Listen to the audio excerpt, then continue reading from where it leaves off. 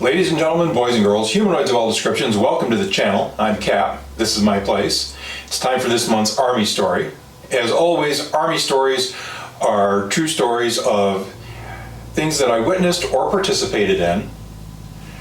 I'm telling them so that I can remember the guys that I was with and the stuff that we did and saw.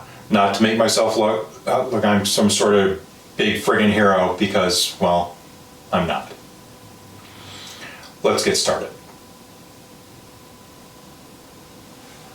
Anytime I've ever been asked to trot out the photos that I took during Desert Shield, and the person who asked me to bring those photos out has had a child present, inevitably the first thing that I'm asked is something along the lines of, "Where do you go to the bathroom?" Well, on the one hand, child's curiosity, and of course the battle between parents and small children about appropriate language. But the fact is that throughout the course of history, more soldiers have died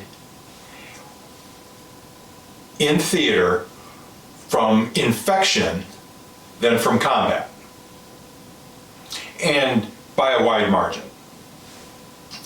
And field sanitation is taken so seriously by U.S. forces that it's its own school.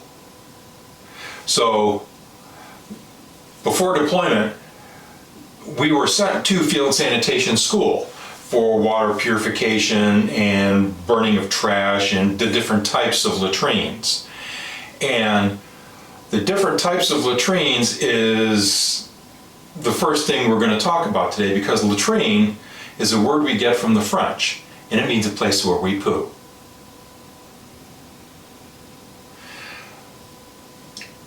Depending on how long you're going to be in a certain place, different types of latrines in the field are constructed. And of course, I'm talking about in a context where you don't have a FOB, a forward operating base, or a COP, a combat outpost. We didn't have any of that during Desert Shield. All we did is we looked around at the map and we said, hey, this spot looks like it's at least semi-defensible, and we put up a perimeter.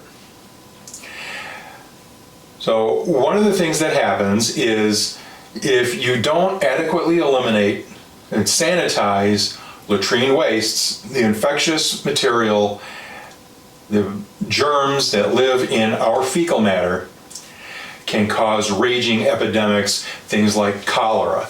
If you don't get rid of food waste properly, you attract rodents, and the rodents themselves aren't so much the issue, it's the lice and the fleas that they carry, which can carry bubonic plague.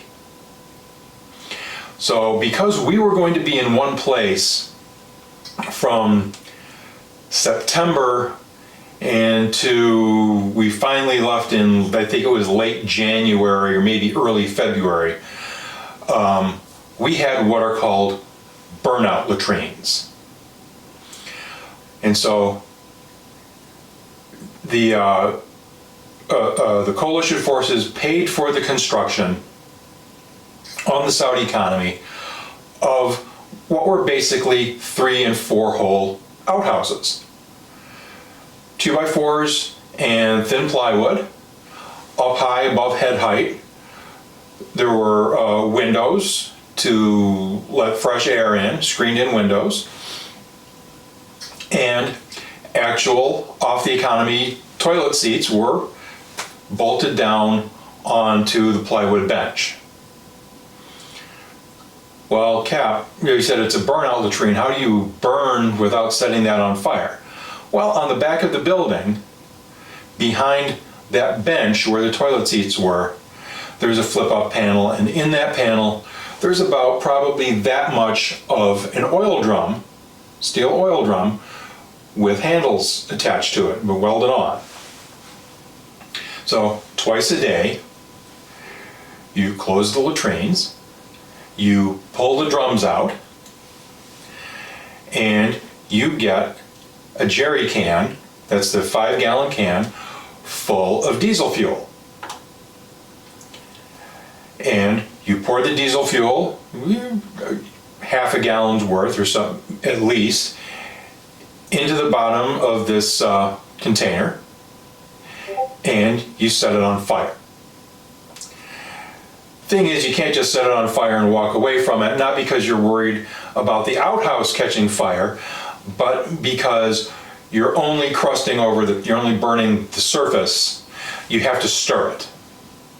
Now, during the Vietnam War, this was used as a punishment for people who were getting extra duty on an Article 15. I don't think we had anybody get Article 15 non-judicial punishment during the entire deployment. And so we just took turns, just like sentry duty overnight. We took turns burning shit. And so you stand there and you stir it and you stir it and you stir it, and you have to burn and stir the latrine wastes until there's nothing left but ash. Once it's all reduced to ash, then, and only then, is it considered sterile. Maybe you have to let it burn out and then add more diesel and light it again. Sometimes it sucks. The other thing that sometimes sucked, and I saw this happen once, at one point somebody accidentally filled the can that was supposed to be reserved for diesel fuel, which had a red handle on it, with what we call MOGAS, military only gasoline.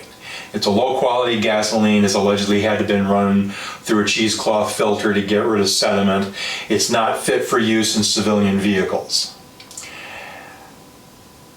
And when Specialist V went and lit that, thank God it was starting to get cold and his sleeves were down, because the flame went up the back of his arm in the calm air away from the wind.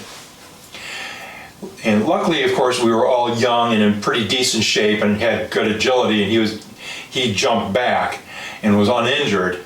He didn't have any hair on his arm for a while, but diesel only. Now, people do get the misconception that it's always hot in the desert. If you look at Saudi Arabia and the Middle East, it's not really that close to the equator. And so in October, mid-late October, we started to see clouds. There's nothing to hold heat there. And so as we moved into November, it started getting cold.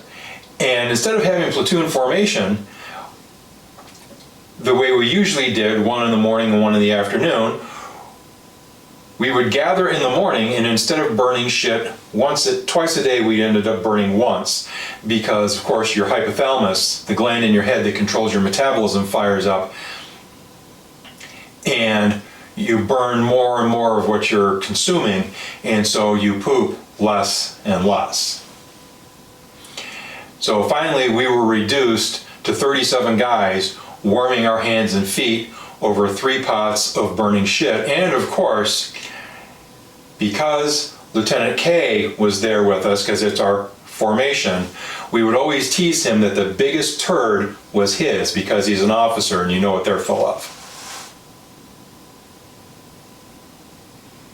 Later on in the deployment, as we moved up to the Saudi-Iraqi border and we did the entire left hook thing, because we were part of 24th Infantry Division, one of the things that took place was we didn't take the outhouses with us. We knew we weren't going to be someplace more than 2 weeks, because they would dig a hole like what we think of as a traditional, maybe Appalachian outhouse with a hole underneath it. Except we just had the toilet seat and the hole sitting on with the seat sitting on top of a couple of 2x4s. Little earth berm around it, so you weren't just sitting out in the middle of nowhere pooping. And eventually, when we were really moved up and we were really about to cross into Iraq, you took the sleeve off a box of MREs, you took your entrenching tool, you went someplace where no one could see you, you dug a hole, you put the sleeve around the hole, and you kind of balanced on the sleeve. And that was how we did what we needed to do during Desert Shield. And of course, during Desert Storm, when we were on the move, we didn't stop. Guys would hang off the back of their armored vehicle. You would hook yourself on the open troop hatch of the M113, and someone would face one way or the other, and you'd hold onto their Alice gear, not looking while they did what they needed to do, including wiping. So, glad we could poop all over your country, enemy. If you enjoyed the story, or you at least found it illuminating, please remember to like, share, and subscribe, and leave a politely worded comment down in the comment section below. New videos every Wednesday, Army stories once a month. We'll see you next week with another video. Bye-bye.